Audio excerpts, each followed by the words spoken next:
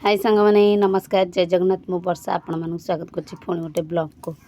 तो सांग मैंने देखि पारथे लिखि जाळ दे दीची कढ़ई बसे दीची मसला सब काटी थोई दीची प्याज काटी दीची अदा रसुण छेची दीची चिकन भी काटी दीची। तो आज शनिवार तो पिला माने स्कूल रु आसीबे एपट देखि पारथबे भंडा खिया चलछि पाचिला भंडा कपटा हेकि थुआ आइछि तांकर से भंडा खायर व्यस्त। तो सांग मैंने मुझे ना ये आमर छेली रुहती से घरटा पूरा असना छेली मैंने ना बाहर बंधा होगा जेहेतु टाइम 10:30 है छुआ मैंने आसिले खाइबे।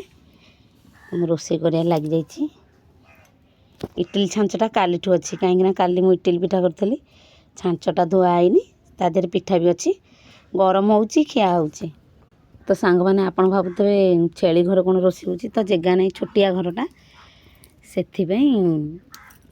घरे बाध्य रोसे करिया झी आसला सर्फ पे दुकान पठेली कौच बो से दुकान बुढ़ी देला ना देलानी सर्फ कहबी नहीं देला सर्फ एमती कौच ये पूरा पागल भाईआनी।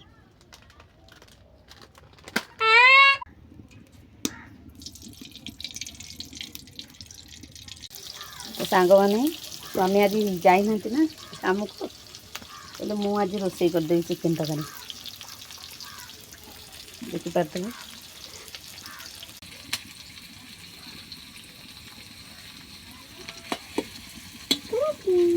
तो सांग मैंने आज शनिवार ना से 10टार स्कूल आसलानी फुल आणिकी पनिकी पशि के काटुची देखो हाथ कटो ना नहीं ये माड़ खाइब ना नहीं माड़ बाज कहली तथापि तू शुणुनु ना पनिक बेस चंचल थो देखी थो हन चुका मत देखिए पनिक थोदे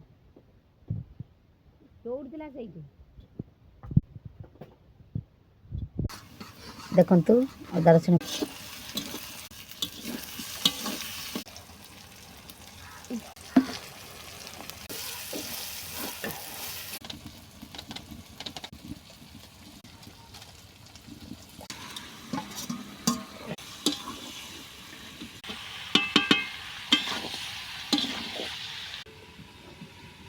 तो सांग मैंने आमर तो चिकेन कषा हो सारे जी बस चिकेन तरकारी।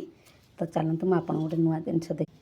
तो सांग मैंने कमेंट में मत जनइबे ये जिनसर ना आ जिनसटा कौटी मिले।